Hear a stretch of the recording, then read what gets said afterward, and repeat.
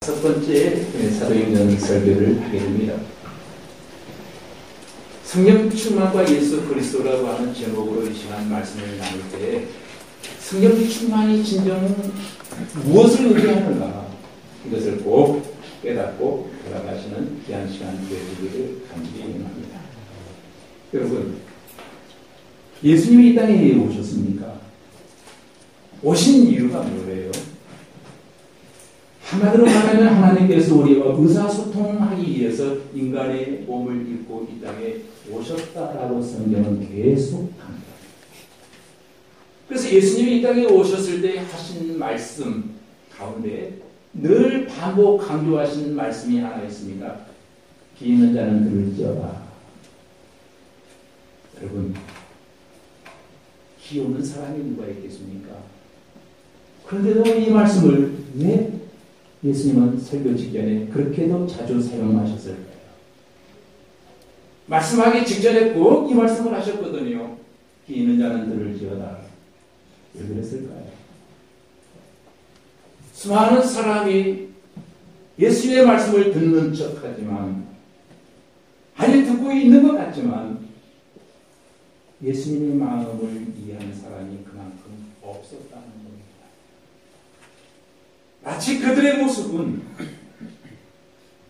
예수님을 나의 구주, 나의 하나님으로 믿는다고 말하고 있지만 예수님과 영원히 없는 대화, 영원히 없는 대화, 영원히 없는 만남이 계속 지속될 뿐이었습니다. 주일을 맞이해서 지금 이 시간 예배합니다. 그런데 영혼 없는 예배를 지속하고 있다면 우리 주님의 마음이 어떠하실까요? 주일 예배 후 한 주를 살아갑니다.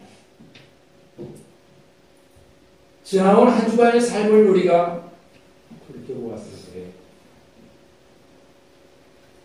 명색이 나는 크리스찬임에도 불구하고 성경 한 장 읽지 않은 상태 속에서 한 주를 보냈습니다. 누군가를 위해서 한 번도 기도하지 아니하고 한 주를 보냈습니다. 바빴습니다. 시간이 없었습니다. 정말 피곤했습니다. 무엇을 위해서 그렇게 피곤하고 바빴나요?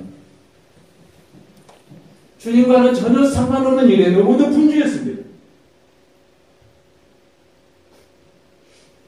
어쩌면 오늘 우리의 모습이 그러한 모습은 아닌지, 정말로 협력과 기도가 필요한 이 시기에 나는 빠져있고 나는 있어야 될 자리에 빠져있는 나의 모습은 아닌가.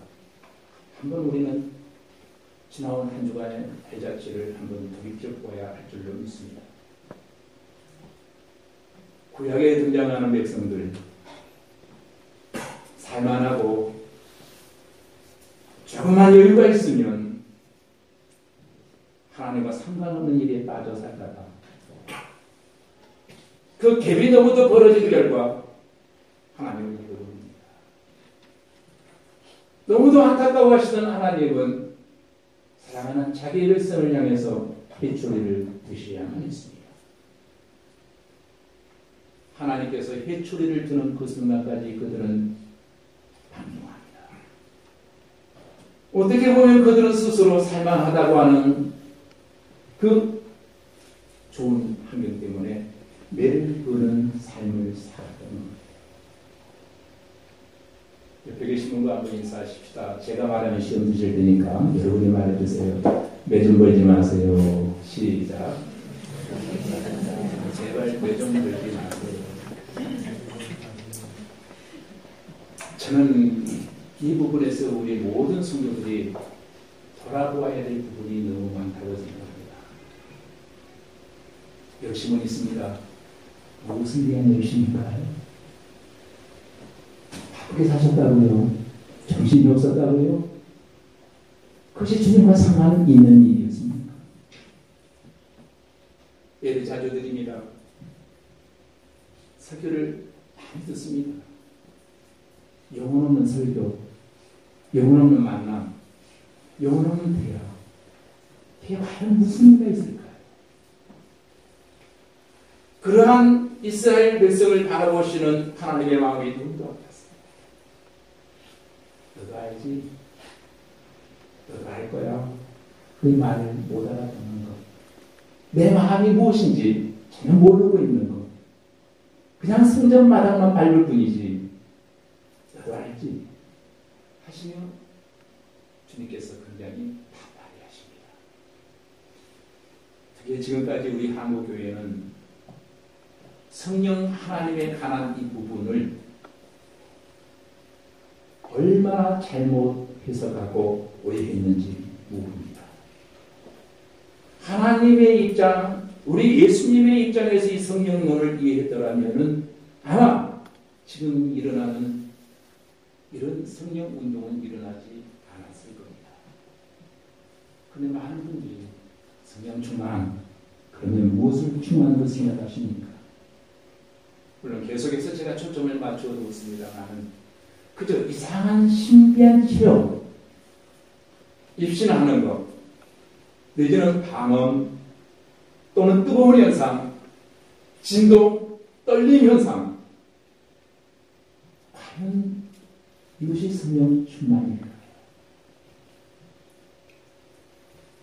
성령 하나님은 인격의 신임에도 불구하고 인격적인 신이 임하면 인격적인 현상이 내게 일어나야 되는데 왜 거룩한 성령이 내게 임하셨는데 비인격적인 현상이 내게 일어나는 것일까요?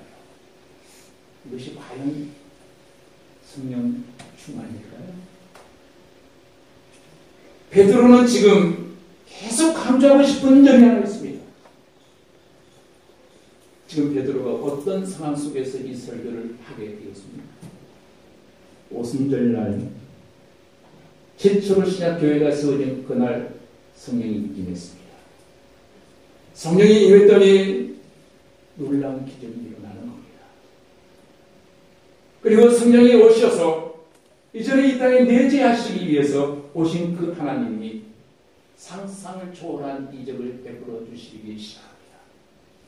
고려히 하늘로부터 급하고 강한 바람 같은 소리가 일어나더니 120문도가 모인 집안에 그 바람이 가득 씌워지는 거예요. 그런가 했더니 불의 혀와 같은 것이 저희에게 각 사람 위에 임하는 신묘막측한 이적이 일어난 겁니다. 그랬더니 그 다음에 거기에 모인 120문도의 우리가 다 성령의 충만을 받고 성령께서 말하시게 하심에 따라 그들이 알아듣지 못하는 방언을 말하기 시작합니다. 배우지도 않은 언어를 유창하게 구사하는 것입니다. 주위에 있는 사람들이 너무도 놀랐어요. 의혹하기 시작합니다. 어떻게 이런 일이 일어날 수 있는가? 아니야. 이것은 저들이 술을 먹었기 때문에 지금 저와 같은 행위를 하고 있는 거야. 그런 소리가 들려오니까 베드로가 그 오해를 바로 잡아주기 위해서 소리를 높여 설교합니다. 여보시오, 지금 시간이 아침 9시인데 아무리 술을 좋아한다고 한들 삼겹살 구워놓고 아침 9시부터 술 마시는 사람 구하느냐? 이 사람들이 취한 것이 아니라 구약 성경에 약속하신 요엘 선지자를 통해서 말씀하신 그 말씀, 약속하신 말씀이 지금 이루어지는 것이다. 이렇게 설교합니다. 그리고 두 번째 단락에서 베드로는 지금 강조하고 싶은 것이 하나 있어요. 예수님에 대해서 지금 얘기하고 싶은 거예요. 오순절 때 누가 강림한 날입니까? 성령 하나님이 강림하신 날입니다. 그런데 여러분, 성령 하나님이 강림하신 그날 베드로가 힘주어 강조하고 싶었던 설교의 키포인트는 90%가 예수는 그리스도다라고 초점을 맞추고 있습니다. 예수 그분이 바로 그리스도야. 너희가 그토록 고대하며 기다리던 예수가 드디어 오셨거든. 오시단 말이야. 근데 너희가 죽였어. 이 말을 지금 하고 싶은 거예요. 오늘날 우리가 흔히 오해하는 성령 하나님,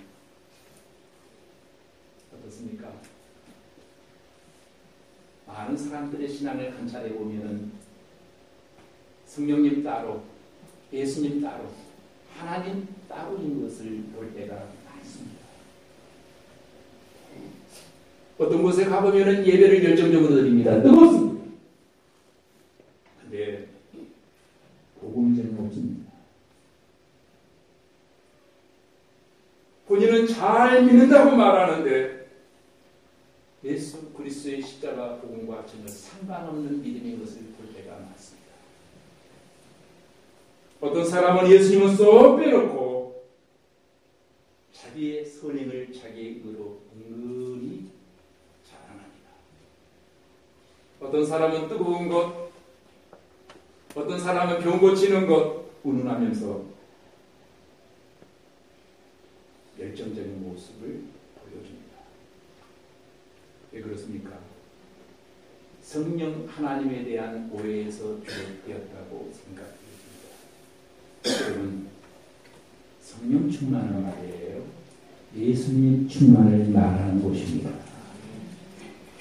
우리가 이것을 우리의 머리와 가슴에 깊이 심어야 됩니다. 너무도 많은 오해가 오늘 우리 속에 이미 잘 잡고 있다는 것입니다. 신비적인 측면에서 우리는 성령을 자꾸 이해하려고 한다는 거예요. 지금 베드로가 외치고 싶은 소리가 여기에 있습니다. 여러분, 성령 충만이 무엇인 줄 아십니까? 바로 그것은 예수 충만입니다. 이걸 말합니다. 그래서 예수님을 설명하는 것으로서 오순절날 성령 강림 사건을 지금 베드로는 설명하고 있습니다. 먼저 저와 여러분이 예수 충만하기 위해서 예수님에 대해서 바로 올바로 알기 위해서는, 아니, 성령 충만이란 무엇인가를 바로 알기 위해서는 우리가 먼저 예수님의 삶을 바로 알아야 될 줄 믿습니다. 예수에 대한 이해가 없이는 성령 충만은 신비적인 차원에서의 충만으로 끝나버리고 반하는 거예요. 예수님의 삶, 베드로가 강조하는 것은 간단합니다. 그 내용이 22절에 나와 있습니다. 그럼에도 불구하고 어디선가 진동의 소리는 들려오는군요. 예, 그래도 아닌 척하고 앉아 계시는군요. 이스라엘 사람들아, 이 말을 들으라. 너희도 하는 바와 같이 하나님께서 나사렛 예수로 큰 권능과 기사와 표적을 너희 가운데 베푸사 너희 앞에서 그를 증언하시느니라. 여러분, 예수님이 이 땅에 오셔서 무엇을 하셨습니까?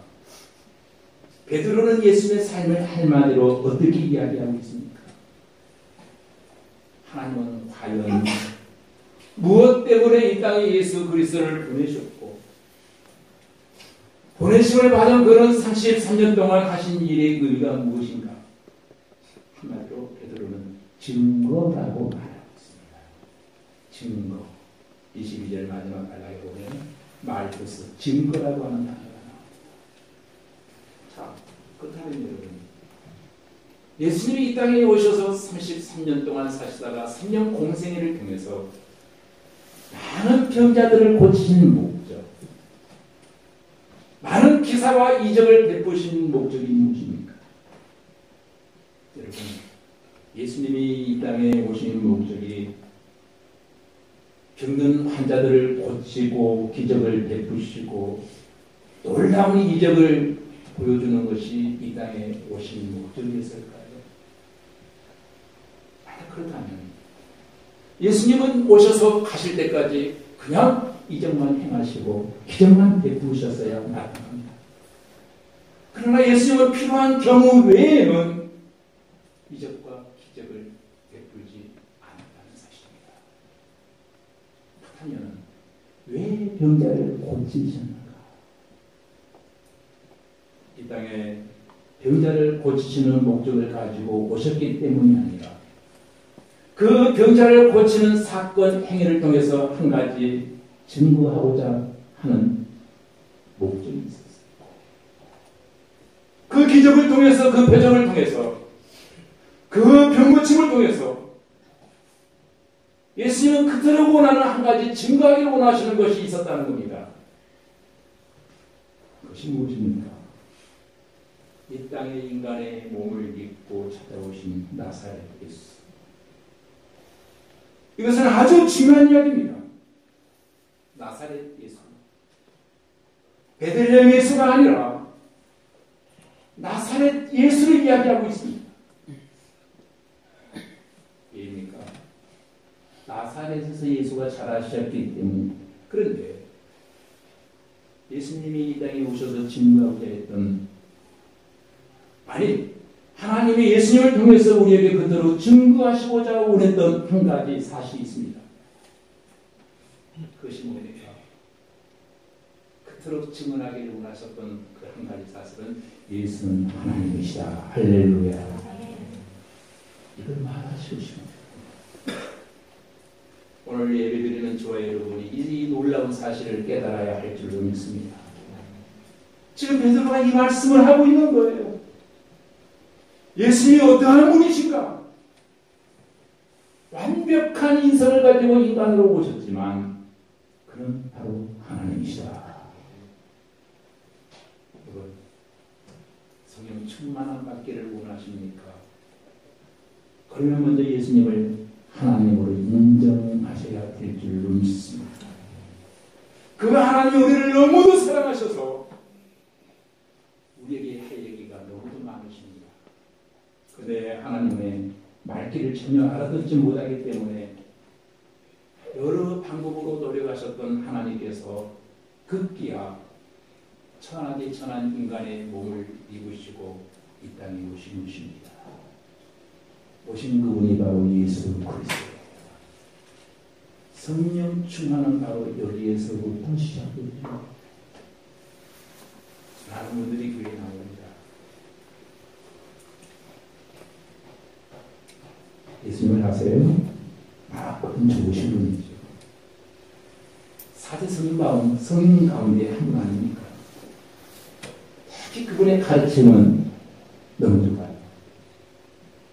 산산보험 보세요. 오른밤을 찍어든 왼밤도 들려 해라고 하잖아요. 얼마나 좋으신 분이십니까? 그러나 하나님의 말귀를 여전히 못 알아듣고 있는 것입니다. 여러분, 하나님의 말귀를 못 알아듣게 되면은 영혼 없는 예배, 영혼 없는 만남이 계속 시작되어진다면 그 신령성에는 성령 충만이 자리할 수 없습니다. 어떻게 성령 충만을 받을 것인가? 성령 충만에 대해서 무엇을 알아야 되는가? 예수님의 삶에 대한 올바른 이해가 먼저 되어져야 할 줄로 믿습니다. 오늘 베드로가 설교한 것은 예수님의 죽음에 대한 올바른 이해가 있어야 된다고 지금 이야기합니다. 조금 전 22절 증언에 이어서 23절에 보면 그가 하나님께서 정하신 뜻과 미리 하신 대로 내준 바 되었거늘 너희가 법 없는 자들의 손을 빌려 못 박아 죽였으나. 여러분, 교회에 오랫동안 많이 나온 사람들 중에도 예수님의 죽음에 대해 두 가지 이야기를 합니다. 하나는 동정론자들이라거나 동정론자들이죠. 참 안 됐다. 착하신 분이었는데 어쩌다 저렇게 되었냐. 참 불쌍해. 또 하나는 예수님을 실패자로 본다는 겁니다. 신학교도 나왔습니다. 신학자라고 하는 명칭도 가지고 목회자라고 하는 목사라고 하는 타이틀도 있습니다. 근데 우리가 해석하는 예수님에 대한 해석을 하지 않아요. 전혀 다른 견해를 내놓습니다. 우리가 완전히 다른 복음을 전합니다. 그래서 그들은 신학을 말하고 목회를 말하지만 예수님을 하나님의 아들을 믿지 않는다는 사실입니다. 예수님을 실패자라고 생각합니다. 정치 개혁을 하고 사회 구조를 뜯어고치려고 굉장히 노력하셨던 분인데 그거는 그만 실패하고 말았거든. 그러니까 우리는 예수의 전처를 받지 않기 위해서는 더 지혜로워야 돼. 실패하지 않기 위해서는 더 우리는 우리의 방법이 있어야 돼. 그래서 데모라고 해서 이 세상을 뒤엎어야 된다고 생각합니다. 이름하여 이 신학의 이름이 해방신학이요 신신학이요 자유주의 신학입니다. 그들은 하나님을 믿는 것이 아니라 관념적인 하나님, 철학의 하나님을 믿는 거예요. 성경을 말합니다. 필요하면 예수님을 말합니다. 하나님도 말합니다. 그러나 그들은 천지를 창조하신, 태초의 천지를 창조하신 창세기 1장 1절을 그들은 믿지 않습니다. 예수님의 삶을 하나님께서 허락하시는 사명자의 삶, 보내심을 받은 자의 삶이라고 그들은 믿지 않습니다.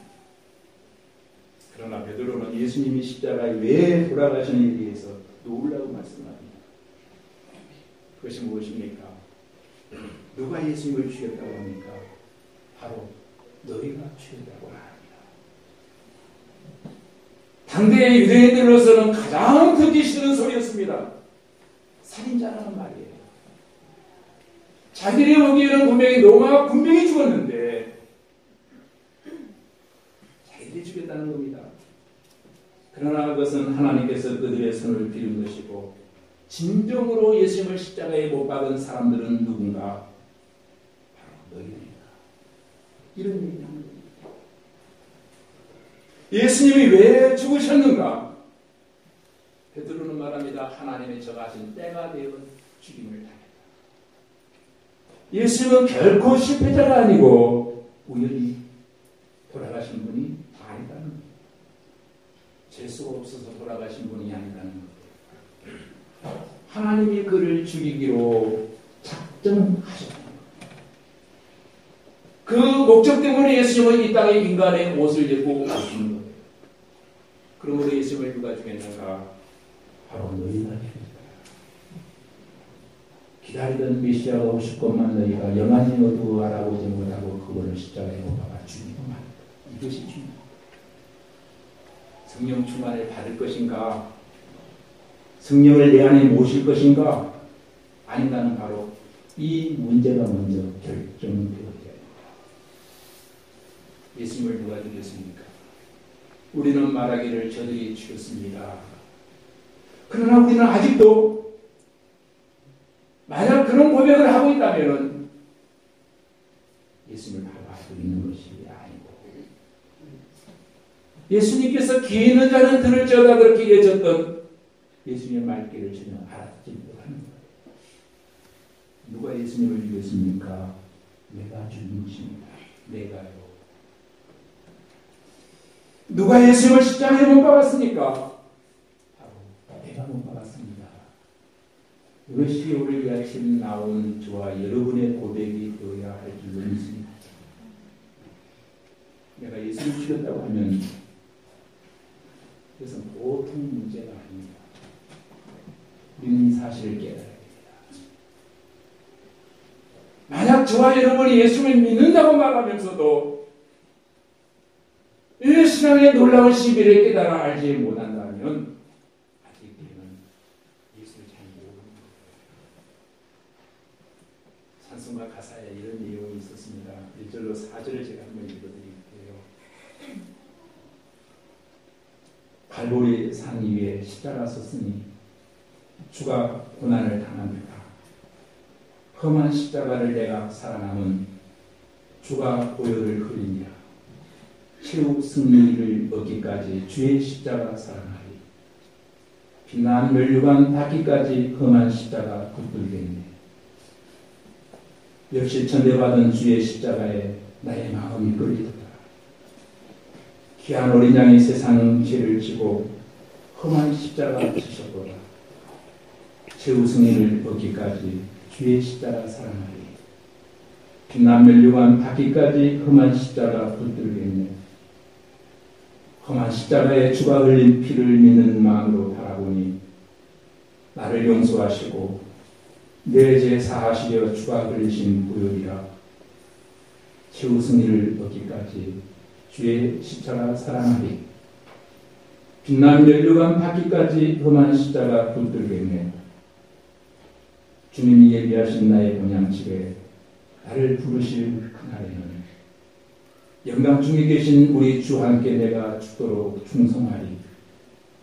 최후 승리를 얻기까지 주의 십자가 사랑하리.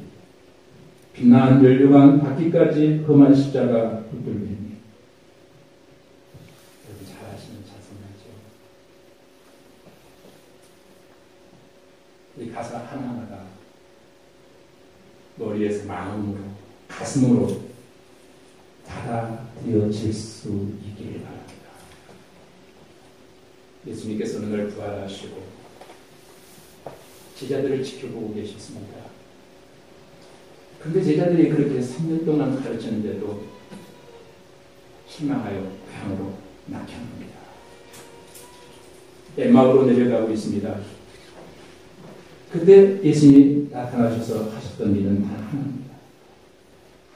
그동안 가르쳤던 모든 말씀에 대해 말귀를 못 알아듣는 그 제자들에게 다시 한번 설명하십니다. 구약에서 말한 바와 같이 메시아가 고난을 받고 우리의 죄를 위해서 십자가에 돌아가심을 설명해 주시기 시작합니다. 설명을 들었던 제자들의 마음이, 식어졌던 제자들의 마음이 갑자기 뜨거워지기 시작합니다. 오늘 이 아침처럼 여러분 모두의 가슴 속에 이런 뜨거움이 임하여지기를 간절히 소원합니다. 하나 더 생각해 보겠습니다. 예수님의 부활에 대해 올바른 이해가 우리에게는 필요합니다. 24절로 36절까지를 통해서 베드로는 예수님의 부활에 대해서 얘기합니다. 25절, 26절에 보면 다시 그를 가리켜 내가 항상 내 앞에 계신 주를 배웠으며 나를 요동하지 않게 하기 위하여 이 우편에 계시도다. 그러므로 내 마음이 기뻐하였고 내 혀도 즐거워하였으며 육체도 희망에 거하리니. 25절에 보면은 여러분 하나님 우편에 계심을 대신 알았다는 겁니다. 그것을 알았기에 내 마음이 기뻤고 입술도 즐거웠고 육체는 비록 늙었지만 희망이 보이고 소망이 보이더라는 거예요. 그런데 문제는 27절입니다. 이는 내 영을 옮겨버리지 아니하시며 주의 거룩한 자로서 님을 당하지 않게 하실 것이니라. 그리고 32절에 보면은 이 예수를 하나님이 살리시니라 우리가 다 이 일에 지금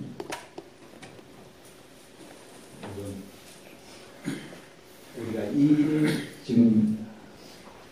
예수께서 살아나신 후에 엠마오로 가던 두 제자에게 나타나셨습니다.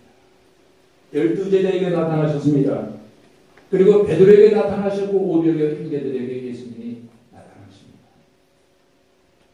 그래서 예수님의 부활을 본 자들은 말하기를 다 우리가 이 일의 증인이로다 라고 말하는 거예요. 그런데 부활하신 후에 중요한 말씀이 33절에 나옵니다. 하나님이 오른손으로 예수를 높이시며 그가 약속하신 성령을 아버지께 받아서 너희가 보고 듣는 이것을 부어주셨느니라. 중요한 것은 성령을 누가 주었다는 거예요. 말씀에 명확하게 들어가면 예수님이 주셨다는 거예요. 성령님을 하나님께서 직접 주시지 아니하시고 왜 예수님을 통해서 우리에게 주셨을까요? 그 이유가 36절에 나와 있습니다. 그런즉 이스라엘 온 집은 확실히 알지니 너희가 십자가에 못 박은 이 예수를 하나님이 주와 그리스도가 되게 하셨느니라 하니라. 주와 그리스도가 되게 하셨느니라. 사도 베드로가 강조하고 싶은 부분이 아닙니다. 오늘 베드로가 부활의 중요한 초점을, 강조점을 이야기하는 것은 다름이 아니에요. 예수님께서 부활하심으로 그의 신분에 변화가 생겼다는 거예요. 그가 온전한 인간의 몸을 입고 이 땅에 오셔서 온전한 인성을 가지셨지만 부활을 기점으로 해서 신성을 다시 회복하셨다. 그래서 신성을 회복하신 그 이후에 예수님께서 주와 그리스도가 되셨다라고 이야기합니다. 지금 예수님의 신분의 변화가 인성에서 신성으로 변화되었다고 하는 것을 강조합니다. 그러면서 베드로는 말합니다. 누가 이 세상을 주관하고 있는가? 바로 우리 주 예수님께서 이 세상을 주관하신다는 거예요. 그럼 누가 성령 충만을 줄 수 있는가? 예수님만이 주실 수 있다는 거예요.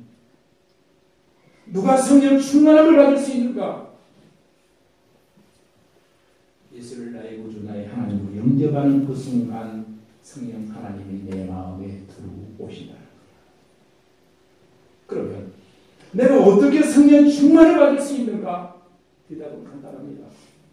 내가 그리스도 예수의 복음의 깊은 진리를 깨닫고 주님과 깊은 교제를 지속적으로 나누는 그 순간 그것이 바로 성령 충만이라는 겁니다. 내가 방언을 못해도 괜찮습니다. 내 마음이 불덩이처럼 뜨겁지 않아도 괜찮습니다. 내 몸에서 이상한 현상이 일어나지 않아도 좋습니다. 내 병든 몸이 고쳐지지 않아도 괜찮습니다. 성령 충만은 무엇이냐? 내가 예수님과 깊은 교제를 하는 거예요. 하나님이 나와 교제하기 위해서 인간의 몸을 입고 이 땅에 찾아오셨습니다. 나를 사랑하셔서 찾아오신 그 예수님과 날마다 깊은 교제를 합니다. 주의 말씀을 봅니다. 주님과 대화하기 위해서 순간순간 기도합니다. 대화를 합니다. 그리고 그 말씀에 순종하려고 하는 마음이 내 마음속에 불릴 듯 일어납니다. 이것이 바로 성령 충만임을 믿으시기를 바랍니다. 이상한 현상 아니에요. 하루는 예수님이 길을 가시는데 소경 바디메오가 예수님께서 지나가신다고 하는 소식을 듣고 소리를 지릅니다. 다윗의 자손 예수여 나를 불쌍히 여기소서. 그때 사람들이 야 이놈아 시끄럽다. 성한 사람들도 지금 만나지 못하는데 네? 예수님께서 너 같은 장님을 만나줄 시간이 어디 있겠느냐 말하다 그러십니다. 그 소리를 들은 이 소경이 열받았는지 겉옷을 벗어 던집니다. 이것은 당대에 굉장히 중요한 문화적 충격이었습니다. 그랬더니 오늘날 말로 하면 사람들이 밝게 들치고 예수 앞에 나가는 것을 막았던 것 같아요.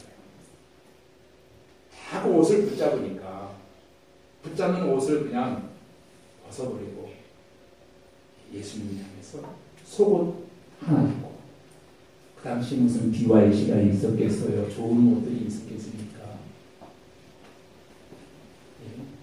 뭐 사르마다가 있었겠어요.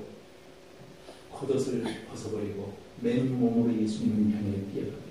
다윗의 자손 예수여 나를 구원하소서. 이렇게 주의 이름을 부르자 누가 구원을 받았습니까? 예수님이 머물러서서 그의 소경된 눈만 뜨게 해주신 것이 아니라 그를 하나님의 자녀 삼아 주시잖아요. 인간적인 육신의 문제를 소리치게 해줬더니 육신의 문제만 해결되어진 것이 아니라 영혼의 문제까지 해결이 되었습니다. 무슨 말씀을 하고 싶어 제가 이 말씀을 하는 거 아세요? Jesus Christ, 예수 그리스도의 이름의 위력을 제가 말씀드립니다. 오늘 여기 계신 분들 우리가 살면 얼마나 앞으로 살겠습니까? 남은 생을 한번 성령 충만한 가운데 예수님과 지속적인 연결된 삶을 한번 살아보지 않으시렵니까? 하루를 살더라도 말이에요. 하나님은 주의 이름을 부르는 자들에게 축복을 주실 것이라고 분명히 말씀하십니다. 예수님의 삶의 의미를 이 시간 깨닫는 아침이 되어지기를 간절히 소원합니다. 예수님께서 이 땅에 오신 의미, 성령 충만의 의미를 머리에서 가슴으로 간직하실 수 있기를 바랍니다.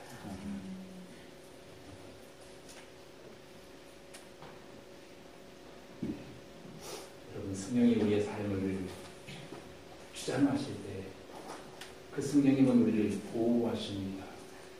그 성령님은 우리를 인도하십니다. 그 성령님은 우리를 지켜주십니다.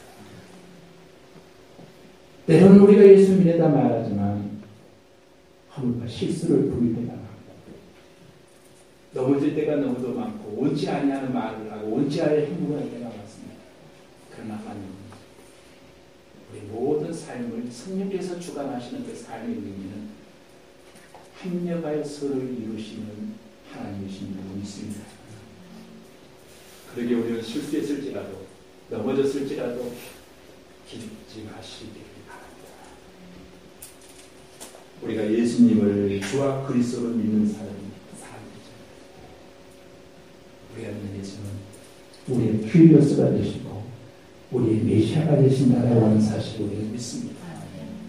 그러니 어떤 상황에 놓인 할지라도 여러분 주눅들지 마시기를 바랍니다. 그냥 허세부리라는 말은 아니에요. 예수님이 주와 그리스도가 되신다. 이 말씀에 여러분이 삶 가운데 큰 은혜와 축복이 되어지기를 바랍니다. 주와 그리스도가 일평생을 살아가는 저와 여러분에게 아주 귀한 보화와 같은 보물 같은 선물들이 되시기를 주님의 이름으로 축복합니다. 아멘. 전능하신 아버지 하나님 감사합니다.